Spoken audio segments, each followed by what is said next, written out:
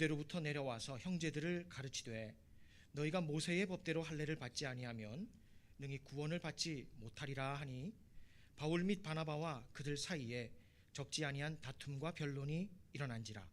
형제들이 이 문제에 대하여 바울과 바나바와 및 그 중에 몇 사람을 예루살렘에 있는 사도와 장로들에게 보내기로 작정하니라. 그들이 교회의 전송을 받고 베니게와 사마리아로 다니며 이방인들이 주께 돌아온 일을 말하여 형제들을 다 크게 기쁘게 하더라. 예루살렘에 이르러 교회와 사도와 장로들에게 영접을 받고 하나님이 자기들과 함께 계셔 행하신 모든 일을 말하매 바리새파 중에 어떤 믿는 사람들이 일어나 말하되 이방인에게 할례를 행하고 모세의 율법을 지키라 명하는 것이 마땅하다 하니라. 사도와 장로들이 이 일을 의논하러 모여 많은 변론이 있은 후에 베드로가 일어나 말하되 형제들아 너희도 알거니와 하나님이 이방인들로 내 입에서 복음의 말씀을 들어 믿게 하시려고 오래전부터 너희 가운데서 나를 택하시고 또 마음을 아시는 하나님이 우리에게와 같이 그들에게도 성령을 주어 증언하시고 믿음으로 그들의 마음을 깨끗이 하사 그들이나 우리나 차별하지 아니하셨느니라. 그런데 지금 너희가 어찌하여 하나님을 시험하여 우리 조상과 우리도 능히 매지 못하던 멍에를 제자들의 목에 두려느냐. 그러나 우리는 그들이 우리와 동일하게 주 예수의 은혜로 구원받는 줄을 믿노라 하니라. 온 무리가 가만히 있어 바나바와 바울이 하나님께서 자기들로 말미암아 이방인 중에서 행하신 표적과 기사에 관하여 말하는 것을 듣더니 말을 마침에 야고보가 대답하여 이르되 형제들아 내 말을 들으라. 하나님이 처음으로 이방인 중에서 자기 이름을 위할 백성을 취하시려고 그들을 돌보신 것을 시몬이 말하였으니 선지자들의 말씀이 이와 일치하도다. 아멘.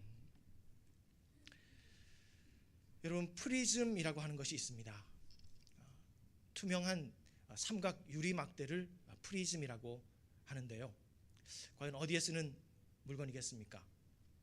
쉽게 말하면 언제 어디서든지 무지개를 볼 수 있도록 해주는 그런 신기한 도구입니다. 조금 어렵게 말하면 한 줄기 빛을 받아가지고 그 빛을 굴절시키고 산란시켜서 7색깔 무지개 빛깔을 이렇게 펼쳐내주는 그런 광학 도구인 것이지요. 소시적에 학교에서 과학 시간이나 또 물상 시간, 이런 시간에 사용해 보신 분들도 많이 계실 겁니다.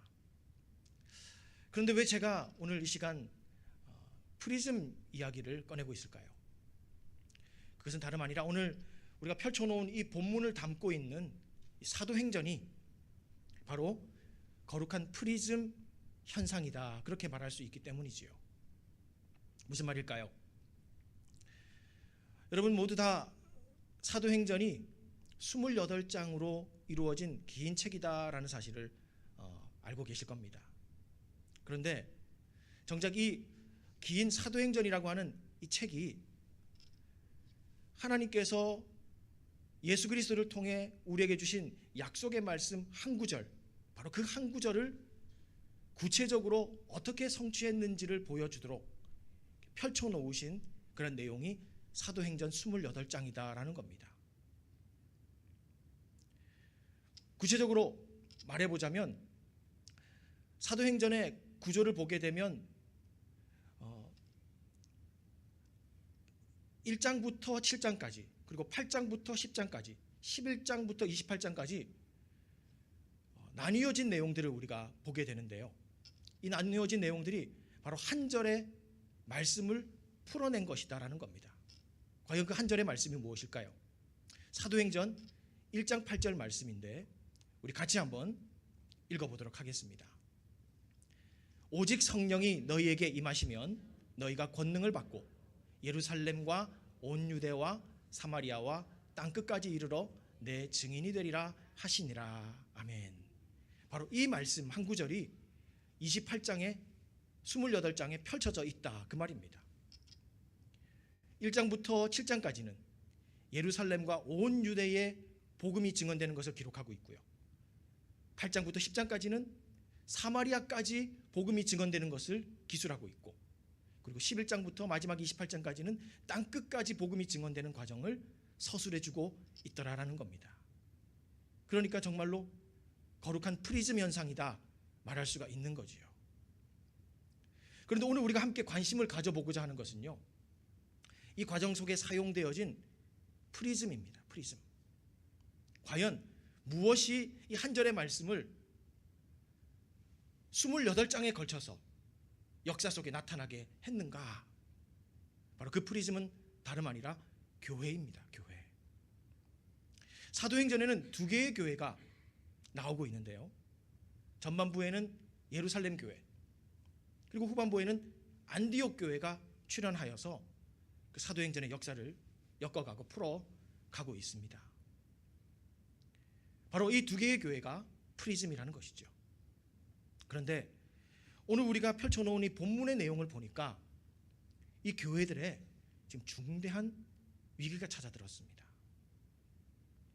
안디옥 교회에서 비롯된 문제가 예루살렘 교회까지 이제 이르게 되거든요. 어떤 문제인가 하면 바로 율법과 은혜의 문제였습니다. 과연 교회를 교회되게 하는 것이 율법이냐 은혜냐 하는 이 문제를 지금 만나게 된 것입니다. 그래서 이 두 개 교회는 지금 하나님 나라 역사의 프리즘이 될 수 있는 그 중대한 사명에 지금 제동이 걸리게 된 것이에요. 과연 오늘 이 본문 속에서 이 문제가 어떻게 풀어질까요? 그리고 어떻게 이 두 개 교회는 다시 예루살렘 후반부의 역사를 엮어가고 풀어 나갈 수가 있게 될까요? 오늘 우리는 이것을 한번 살펴보면서 우리 공동체의 거울로 한번 세워보고 또 이 시대 교회의 거울로 삼아 볼 수 있기를 원합니다. 먼저 이 두 교회 안에서 이슈가 된 문제에 대해서 한번 살펴보겠습니다. 이 문제는 안디옥 교회에서 발단이 됐어요. 그 교회가 이방에서 점점 성장해 가는 일로에 있었는데 그 과정 속에서 좋은 전통을 찾고 세워가고 있는 중에 지금 큰 암초를 만나게 된 겁니다. 율법이냐 은혜냐 라고 하는 중대한 판단을 내려야 되는 기로에 서게 된 것이지요. 안디옥 교회에서 이것을 풀어보려고 애를 씁니다. 그런데 결국 못 풀었어요. 그래서 모교회인 예루살렘 교회에 이 문제를 이첩시킵니다. 거기에서 한번 풀게 해보자. 그래서 그 문제가 예루살렘 교회까지 가게 됩니다. 그런데 우리가 이 과정 속에서 율법과 복음에 대한, 아니 율법과 은혜에 대한 아주 중요한 통찰 하나를 우리가 하게 됩니다.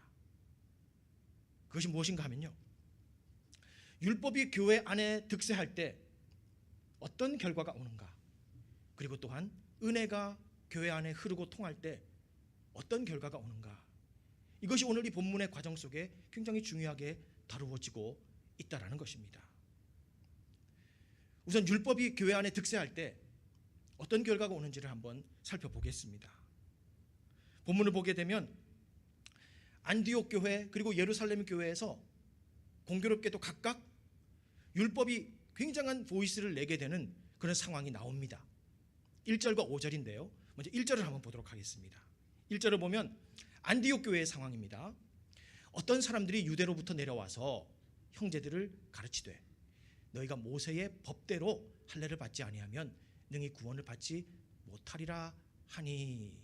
지금 여기에 모세의 법이라고 하는 단어가 나오죠. 이 주장이 나오자마자 2절에 어떤 반응과 결과가 나오는지 보셔야 됩니다. 2절에 보니까 바울 및 바나바와 그들 사이에 적지 아니한 다툼과 변론이 일어난지라 그렇게 말하고 있어요. 여기서 변론이라는 단어를 여러분 기억하시길 바랍니다. 이제 5절로 건너가서 예루살렘 교회의 상황을 한번 보도록 하죠. 예루살렘 교회에 이제 회의가 준비되고 있는 상황입니다. 보니까 바리새파 중에 어떤 믿는 사람들이 일어나 말하되 이방인에게 할례를 행하고 모세의 율법을 지키라 명하는 것이 마땅하다 하니라. 여기에 다시 모세의 율법이라고 하는 주장이 나옵니다. 이어지는 6절과 7절에 어떤 상황이 오는지, 어떤 결과가 오는지를 보아야 됩니다. 6절을 보니 사도와 장로들이 이 일을 의논하러 모여 7절에 보면요, 많은 변론이 있었다. 그렇게 말합니다. 변론이라는 단어가 또 나오죠. 무엇입니까? 지금 사도행전의 기자 누가는요, 이 사실을 지금 중요하게 관찰하고 있습니다. 그리고 중요하게 보고해주고 있어요. 어느 교회를 막론하든 교회 안에서 율법이 득세하게 될 때 그 결과는 변론이더라는 겁니다. 변론만 무성해진다라고 지금 가르쳐 주고 있다는 것입니다. 여기서 이 변론이라는 단어는 단정하게 자기 의견을 개진하는 것이 아닙니다. 다른 문맥들에서 찾아보면요, 설전이었고 쟁론이었고 논쟁이었습니다. 쉽게 말해 말싸움이었어요. 율법이 공동체 안에 주장되어지면 결국 남게 되는 것은 무성한 변론일 뿐이다라는 사실을 지금 누가가 우리에게 일러주고 있는 것입니다. 이것이 율법적 공동체가 맞이하는 결과라는 것이지요. 그런 의미에서 율법은요, 그리스도께서 은혜로 이루신 이 신약의 교회의 생리에 잘 맞지 않는 것입니다. 그래서 날 것 그대로의 율법을 가져와서 신약교회에 이식시키려 한다면요, 반드시 문제가 생긴다라는 거예요. 여러분, 의학 용어 중에 면역 거부 반응이라고 하는 그런 용어가 있습니다. 수혈을 하거나 아니면 장기를 이식하려 할 때에 양쪽의 체질이 잘 맞지 않으면 거기에서 생겨나는 병리적인 현상을 면역 거부 반응이라 그래요. 여기에는 죽음까지도 올 수 있는 상황이 만들어집니다. 지금 누가는 바로 그런 관점에서 말하고 있는 겁니다. 신약교회에 율법을 그대로 가져와서 이식하고 적용하려 하면 이런 문제가 생겨난다는 거죠. 변론만 무성해진다는 겁니다. 왜 그럴까요? 신약의 교회는요, 그 태생 자체가 다르기 때문입니다. 바로 DNA 자체가 다르다는 것이죠.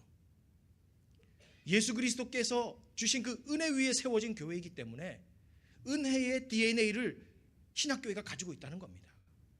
그런데 여기에 율법을 가져와서 무리하게 적용하고 이식하려 하니 영적인 면역 거부 반응이 생길 수밖에 없다는 것이죠. 그래서 베드로는 이러한 상황을 두고 지켜보다가 일어나서 말합니다. 아주 일침을 가하는 그런 내용을 선언하게 되는데요, 10절 말씀을 보니까 그런 율법이 무엇인지, 신약교회 안에서 무엇인지를 지금 일러주고 있습니다. 하반절을 보게 되면 우리 조상과 우리도 능히 매지 못하던 멍에를 제자들의 목에 두려느냐, 그렇게 말하고 있어요. 신약교회에서 율법은 멍에일 수 있다라는 것입니다. 그런데 더 중요한 것은요, 율법에 대한 강조가 왜 위험한 것인가 하면 그 이유는 있습니다. 또 있어요. 이건 더 중요한 측면인데요, 교회가 율법을 강조하면 강조할수록 예수 그리스도와 그 십자가의 공로가 간과되고 약화될 수 있다는 것이죠. 예수 그리스도께서 이미 그 나무 십자가를 지시고, 그 투박하고 거친 나무 십자가를 지시고 우리의 어깨에 걸매어질 율법의 나무 멍에들을 다 지셨는데도 여전히 교회 안에서 서로를 향하여 율법을 명하고 율법을 주장하게 될 때는 주님께서 이루신 그 십자가를 결국은 경시하는 것과 다를 바가 없게 된다라는 것입니다. 그래서 베드로는요, 뭐라고 말했는가 하면 멍에에 대해서 말하기 전에 중요한 지적을 10절에서 하고 있습니다. 10절을 다시 보니까 여기 말하고 있죠. 지금 너희가 어찌하여 하나님을 시험하려 하느냐. 시험한다, 어떤 단어인가 하면요, 페이라조라고 하는 헬라어인데 진위를 의심한다, 그 가치에 대해서 의혹을 품는다, 이런 뜻입니다. 그러니까 우리가 교회 안에서, 신약교회 안에서 율법만을 주장하게 될 때는 결국 예수 그리스도께서 하나님을 통해 이루신 그러한 놀라운 율법의 완성, 이것에 대해서 인정하지 않겠다라고 하는 소치가 된다는 것이지요. 결국 율법에 대한 강조는 교회 안에서 그리스도를 약화시키고 또 그 교회를 그리스도 이전 시대로 이끌어가려는 시대착오적인 발상일 뿐이라는 사실을 우리가 알아야 된다는 것입니다. 율법이 주장되고 율법이 득세하는 공동체의 결론이 이것입니다. 변론만 무성해지고요. 또 성도들은 멍해를 지고 가게 되고요. 또 그 교회는 그리스도가 약해지고 그리스도 없는 교회가 될 수 있다는 사실입니다. 그렇다면 여러분, 반대로 은혜가 신약교회 안에서 통하고 흐르게 되면 어떤 일이 일어날까요? 어떤 결과가 있을까요? 오늘 11절을 보게 되면 드디어 은혜가 선포되어집니다. 베드로의 입을 통해서 은혜라고 하는 것이 고백이 돼요.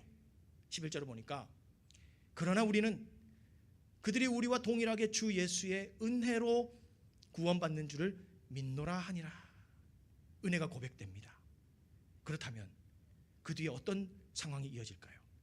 12절인데요.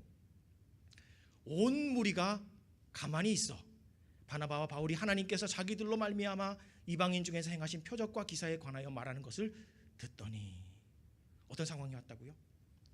가만히 있어요. 온 무리가 가만히 있게 됩니다. 그리고 하나님 역사에 대해서 듣고 있습니다. 여러분, 지금 은혜가 선언되어지자 변론을 일삼고 있던 무리들이 다 가만히 있게 됩니다. 왜 그랬을까요? 베드로가 워낙 험악한 인상을 쓰고 있어가지고 사람들이 위축된 것일까요? 아니면 워낙 큰 목소리로, 다혈질 목소리로 폭발을 하니 사람들이 잠깐 이렇게 긴장을 한 상태일까요? 여기에서 말하는 가만히 있다라는 단어는요, 신약에서 굉장히 중요한 단어입니다. 물론 구약에서도 중요하지요. 신약에서 꼭 10번이 사용되어지는데 이 10번의 용례 중에서 오늘 사도행전을 기록한 누가가 6번을 사용합니다. 그의 복음서인 누가복음에서, 사도행전에서 이 가만히 있다라고 하는 이 단어 시가오라고 하는 이 헬라어를 6번 쓰게 되는데, 우리가 그가 썼던 누가복음에서 두 개의 용례를 한번 찾아본다면 이 가만히 있는 것이 어떤 의미인지를 알게 됩니다. 먼저 누가복음 9장 36절의 내용을 한번 보면요, 소리가 그침에 오직 예수만 보이더라. 제자들이 잠잠하여 그 본 것을 무엇이든지 그때에는 아무에게도 이르지 아니하니라. 이 변화산상에서 예수 그리스도께서 거룩한 용모로 변화되신 것을 보고 지금 제자들이 반응한 것입니다. 여기에 잠잠하여라는 것이 오늘 우리가 풀어봤던 가만히 있어라는 그 단어예요. 시가오라는 헬라어지요.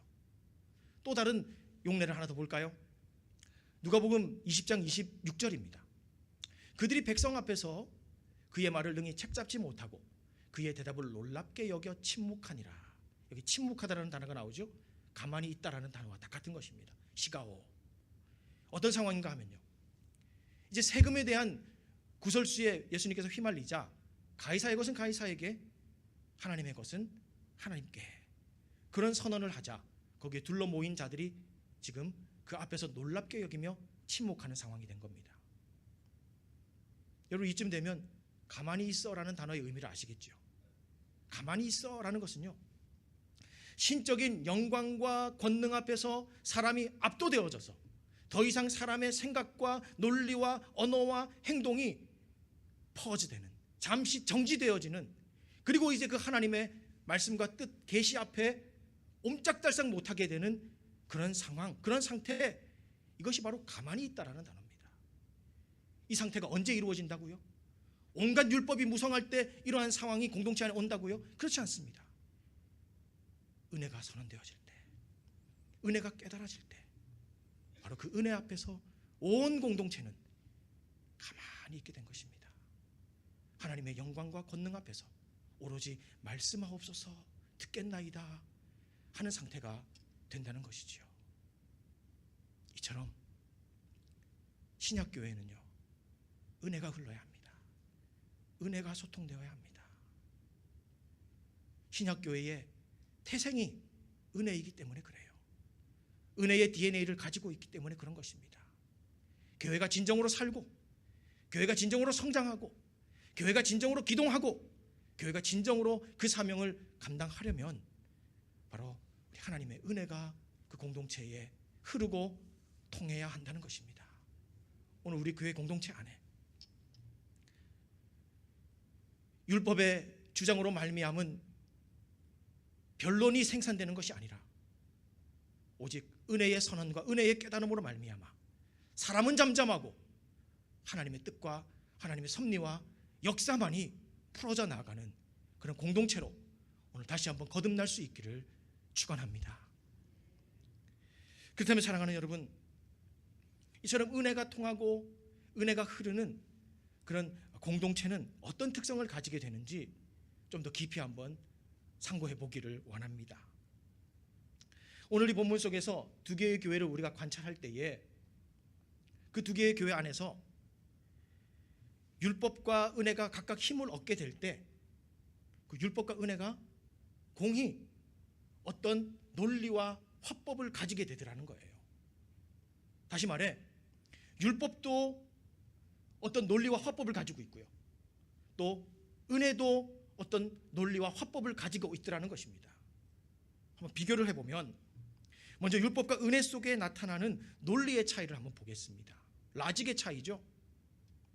오늘 본문 1절과 11절을 비교해 보게 되면 서로 날을 세운 칼처럼 대립각을 이루고 있습니다. 정반대의 주장이 나오는데요. 먼저 1절을 보게 되면 어떤 사람들이 유대로부터 내려와서 형제들을 가르치되 너희가 모세의 법대로 할례를 받지 아니하면 능히 구원을 받지 못하리라, 그렇게 말합니다. 모세의 법이 나오고요, 또 능히 구원을 받지 못한다, 이런 주장이 나와요. 기억하시기 바랍니다. 그런데 11절로 가보면 정반대의 논리와 주장이 나옵니다. 베드로의 고백이죠. 그러나 우리는 그들이 우리와 동일하게 주 예수의 은혜로 구원받는 줄을 믿노라. 주 예수의 은혜가 모세의 법 대신에 나오고요, 구원받지 못한다라는 말 대신에 구원받는다, 이런 말이 나오고 있습니다. 여기에서 우리는 이 두 개의 율법의 라직과 은혜의 라직의 차이를 극명하게 보아야 합니다. 율법의 논리는요, 1절에서 보는 것처럼 사람이 강조됩니다.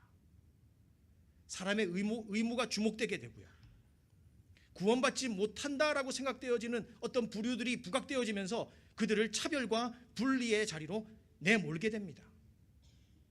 그런데 은혜의 논리는 어떻습니까? 베드로가 고백하는 그 은혜의 논리는 11절에서 보는 바 우리 주님이 강조됩니다. 주님께서 하신 일이 부각되어지고요, 그리고 또 구원받았다라고 여겨지는 사람들을 안으로 용납하고 받아들이고 있는 것을 보게 됩니다. 이 논리의 분명한 차이를 보실 수 있죠. 여러분께 묻고 싶습니다. 우리 공동체 안에는 또 우리의 마음속 논리는 과연 어떤 것입니까? 율법의 논리입니까? 아니면 정말로 은혜의 논리인 것입니까? 율법의 논리를 가지느냐, 은혜의 논리를 가지느냐, 이것이 공동체의 운명을 너무도 극명하게 갈라놓는다는 사실을 우리는 기억해야 합니다. 오늘 이 시간 십자가 앞에서 우리 안에 있었던 그 율법의 논리들을 다 내려놓고 그 십자가에 다시 한번 못 박고 오직 은혜의 논리로만 무장하는 그러한 우리 모든 놀라이프 가족들 되실 수 있기를 소원합니다. 그리고 또한 율법과 은혜 속에는요, 논리의 차이만 있는 것이 아닙니다. 구체적인 화법에도 중요한 차이가 있어요. 오늘 본문 5절을 보게 되면 예루살렘 교회 안에서 율법의 대변자들이 어떤 화법을 구사하는 것을 우리가 보게 됩니다. 5절을 보니까 바리새파 중에 어떤 믿는 사람들이 일어나 말하되 이방인에게 할례를 행하고 모세의 율법을 지키라 명하는 것이 마땅하다 하니라. 여기에서 여러분 마땅하다라는 이 단어를 기억하시기 바랍니다. 그리고 11절에 가보면요, 베드로의 화법, 은혜의 화법이 은혜의 대변자인 그를 통해서 드러나는데요, 11절을 보면 그러나 우리는 그들이 우리와 동일하게 주 예수의 은혜로 구원받는 줄을 믿노라 하니라. 여기서 은혜의 화법이 나오죠. 믿노라입니다.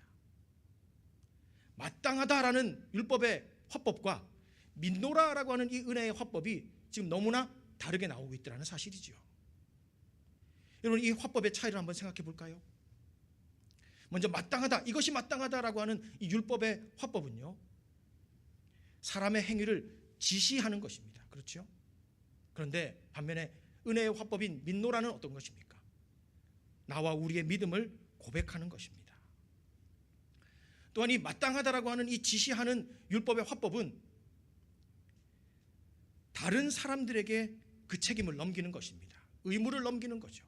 이렇게 해야 마땅하다라고 말하면서 의무와 책임을 다른 사람에게 넘기는 것이라는 겁니다. 그러나 은혜의 고백의 화법인 민노라는 어떤 것인가요? 나와 우리가 책임을 지겠다는 거죠. 그 믿음 속에서 우리가 하겠다라는 의미를 내포한다는 것입니다. 그뿐이 아니죠. 마땅하다라고 하는 율법의 화법은요, 변화를 밖으로 강요합니다. 다른 이들에게 강요하는 거예요. 마땅하다라고 말할 때는 너가 변화되어야 된다라고 하는 손가락질을 밖을 향하게 된다는 겁니다. 그러나 우리는 이렇게 믿노라라고 한다는 것은 그 변화를 자기에게로 가져오는 것입니다. 우리에게로, 안으로 가져오는 것이지요. 차이를 보실 수 있지요. 율법의 화법의 차이, 은혜의 화법의 차이, 우리가 보게 된다는 것입니다. 과연 우리의 입술에는 지금 어떤 화법이 자유자재로 구사되고 있는지요. 우리의 공동체 안에 떠다니는 많은 화법들은 과연 율법의 화법에 가까운가요? 아니면 은혜의 화법에 가까운가요? 오늘 우리 공동체에 하나님께서 율법의 화법을 우리의 입술로부터 가져가시고 오늘도 은혜의 화법을 우리 입술에 담아주셔서 서로를 향해 공동체 안에서 은혜의 화법만을 구사하며 이 은혜의 화법을 구사하는 공동체를 통해서 사도행전적인 역사를 풀어가시는 하나님의 오른손에 다시 한번 들려 쓰임받는 공동체가 될 수 있기를 소원합니다.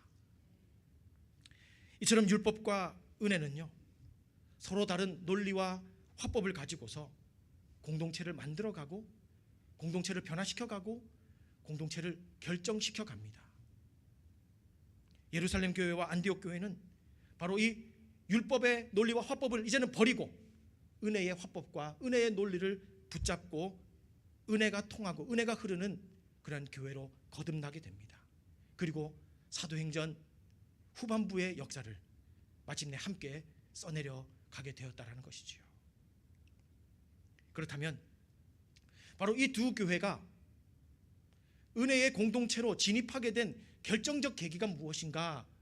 오늘 우리가 마지막 질문을 한번 던져보기를 원합니다.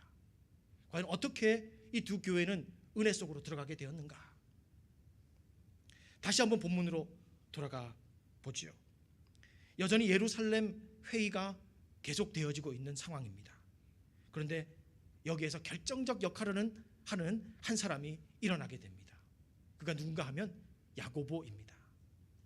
예수 그리스도의 육신의 아우, 육신의 동생 야고보입니다. 그는 부활하신 주님을 나중에 만나고서 그리스도를 따르는 그런 제자가 되어지고, 그리고 예루살렘의 핍박 중에서도 그곳에 남아서 예루살렘 교회를 세우고 지켜가다가 마침내 지금 이 예루살렘 회의의 의장격의 역할을 감당하게 됩니다. 그런데 그가 이 회의 막바지에 일어나서 마이크를 잡습니다. 물론 당시에 마이크는 없었겠죠. 그만큼 좌중을 압도하며 확신 있는 어조로 말하고 있습니다. 무엇인가 하면요, 14절과 15절 내용입니다.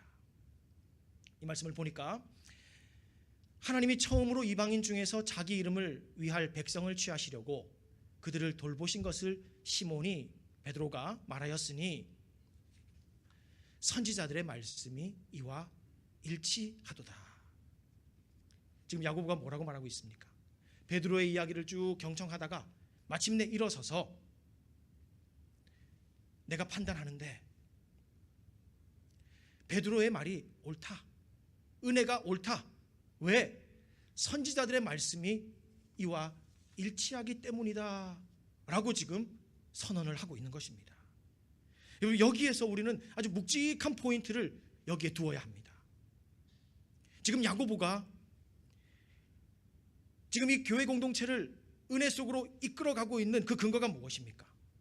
다름 아니라 하나님의 말씀과 이것이 일치하는가의 여부를 지금 확인하고 있더라는 사실이지요. 결국 야고보가 내어놓은 것이 무엇입니까? 교회와 하나님 나라 공동체가 모든 동기와 행동에서 절대적으로 붙들어야 될 시금석, 궁극적으로 잡아야 될 기준을 지금 내놓고 있는 것입니다. 하나님의 말씀에 일치하는가 하는 그 시금석과 기준을 내어놓았다라는 것이죠. 내가 생각해 볼 때 이렇다가 아니었습니다. 백과사전을 찾아보고 주석을 찾아보니 이렇더라도가 아니었어요. 많은 사람들의 중론을 모아보니 이렇더라 하고 말한 것도 아닙니다. 오직 하나님의 말씀과 이것이 일치한다 하는 그 여부만을 확인하고 있는 겁니다. 그렇게 하자 어떻게 됩니까? 마침내 교회 안에 하나된 결론이 나오게 됩니다. 율법이 아니라 은혜가 옳구나.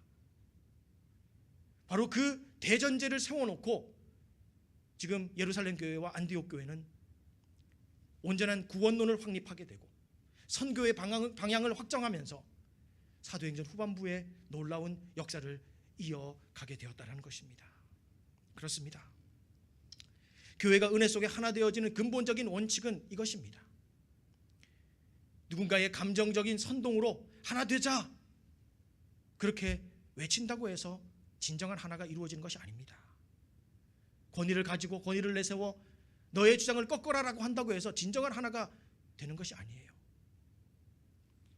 나는 관철될 때까지 이러고 있을랍니다. 고집을 피운다고 해서 진정한 하나가 되어지는 것이 결코 아닙니다. 교회는 그렇게 해서 하나가 되는 것이 아닙니다. 사람 누군가의 뜻이 아니라 우리 각자가 오직 하나님의 뜻으로 함께 나아가서 그 앞에서 아멘 하게 될 때 진정한 일치를 이루게 되는 것입니다. 그리할 때는요, 누구도 그 가운데서 패자가 없습니다. 변론이 있다면요, 변론 속에서 이기고 지는 자들이 있겠지요. 그러나 하나님의 뜻 앞으로 우리 모두가 나아가서 그 하나의 뜻 앞에 아멘 하게 된다면 하나님의 뜻에 모두가 순종했으니 모두가 승자요, 모두가 이기는 윈윈 게임이 이루어지는 것입니다. 바로 이것이 교회가 진정으로 하나 되는 방법입니다. 서로 간에 사람을 향하여 일치하는 것이 아닙니다. 교회 안에 분분한 의견들이 있을 때 네 말이 옳다 하여 이렇게 이합집산하는 것이 교회를 하나 되게 하는 것이 아니더라는 사실입니다. 하나님의 말씀 앞으로 가져 나아가서 이것이 그 말씀 앞에 일치하는가를 헤아려고 보고 확인해 본다면 우리는 그 말씀 앞에서 모두가 다 진정한 일치를 이룰 수 있게 되는 것입니다. 특별히 사랑하는 여러분, 야고보의 말에서요, 우리가 주목해 봐야 될 표현이 한 가지가 있는데 그것이 바로 일치하도다라고 하는 표현입니다. 일치하도다. 바로 이 단어는 헬라어로 심포네오라고 하는 단어예요. 심포네오. 신, 함께 같이, 포네오, 소리를 낸다. 함께 같은 소리를 낸다. 그래서 이 단어로부터 영어 단어 심포니가 나온 거예요. 교향악이 나오게 됩니다. 여러분, 심포니, 교향악에서 어떻게 서로 소리를 맞추는지 여러분 아시는 분들 있을 겁니다. 만약에 콘트라베이스를 치는 사람이 비올라 주자하고 친하다고 해서 비올라의 소리에다 맞추면 진정한 교향악의 한 소리를 낼 수 있을까요? 아니면 비싼 악기, 큰 악기가 소리를 내니까 거기에 맞추면 진정한 교향악에서의 한 소리를 낼 수 있을까요? 그렇지 않습니다. 교향악에서 소리를 하나로 모으는 방법은요, 바로 오보에라고 하는 조그마한 악기에 달려 있어요. 오케스트라 가운데에 자리하는 오보에 주자가 교향악을 시작하기 전에 A 음이죠, 라라고 내면, 물론 이것이 분명히 라는 아닐 확률이 더 큽니다만은, 어쨌거나 A 음을 내게 되면 거기에 모두가 다 맞추어서 교향악의 한 소리를 준비시키고 울리게 한다는 것입니다. 교회 공동체 안에서 모든 소리를 한대로 모을 수 있는 절대음은요, 무엇입니까? 바로 하나님의 말씀이라는 것입니다.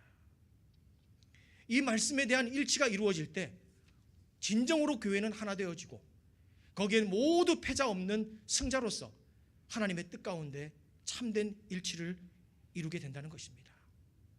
사람의 소리가 아닌 하나님의 말씀이 공동체의 절대음이 되고, 그 음의 모든 소리들을 함께 맞추게 될 때에 교회는 은혜 가운데 하나가 되는 것입니다. 우리 공동체 안에 이러한 은혜 안에서의 일치가 이루어지기를 소원합니다. 여러분, 교회 공동체를 지켜보면서, 이 시대 공동체, 이 시대의 교회들을 바라보면서 생각들이 많으시죠? 의견과 주장들이 있으실 겁니다. 그런데 그 생각과 의견과 주장들을 내어놓기보다 먼저 진정한 일치를 이룰 수 있는 그 근거인 하나님 말씀 앞으로 가져가기를 원합니다. 정말 이것이 하나님의 말씀과 일치하는가 확인해 보는 거죠. 확인만 된다면 우리는 다 하나님의 말씀 안에서 다 하나가 될 수 있는 것입니다. 비록 나의 생각과 나의 의견과 나의 주장이 구체적이었고 서로와 다른 것이었다 할지라도 하나님 말씀 앞에서 서로가 그것과 맞추고 하나님의 말씀의 절대음에 서로의 소리를 튜닝하게 되면 마침내 진정한 하나를 이룰 수가 있게 되는 것이죠. 사람의 일치가 아니라 하나님 말씀 안에서의 일치가 그 교회로 하여금 은혜 안에서 하나 되게 하고 사도행전의 역사의 주역이 되게 한다는 사실을 우리가 기억하면서 이러한 은혜 안에서의 일치를 향해 하나님 말씀을 향해 달려가는 복된 공동체 되기를 소원합니다. 말씀을 맺겠습니다. 신약교회는 그 태생 자체가 은혜입니다. 은혜의 DNA를 가지고 있다는 것이죠. 그러하기에 은혜로 재해석되지 아니하는 날것의 율법을 가져와서 교회에 이식시키려 하면 분명 문제가 생기는 것입니다. 믿노라 화법이 있어야 되는 자리에 마땅하다 화법이 자리하게 되고, 구원 받노라 라고 하는 그 논리의 자리에 구원받지 못하노라 하는 논리가 대신 자리하게 되는 것입니다. 이러한 공동체에 하나님은 사도행정적인 역사를 결코 내려 맡기시지 않으실 것입니다. 하나님은 어떤 교회를 찾으십니까? 주님의 몸된 교회가 오직 주님의 은혜 위에 세워졌음을 깊이 깨닫고 그 은혜의 논리와 화법을 가지고서 은혜가 통하고 은혜가 흐르는 공동체, 바로 그러한 교회를 우리 하나님은 찾고 계십니다. 무엇보다도 교회 공동체 안에서 절대음이 되는 하나님의 말씀의 모든 소리를 일치시켜서 심포니를 울리게 할 수 있는 교회, 그 교회를 오른손에 들어서 이 시대 이 땅의 열방 위에 사도행전의 역사를 하나님은 이루어 가기를 원하십니다. 이 하나님의 깨어진 본심 앞에 우리 함께 은혜의 공동체 이루기 위해서 다시 한번 헌신할 수 있는 그런 복된 걸음이 있기를 주님의 이름으로 축복합니다.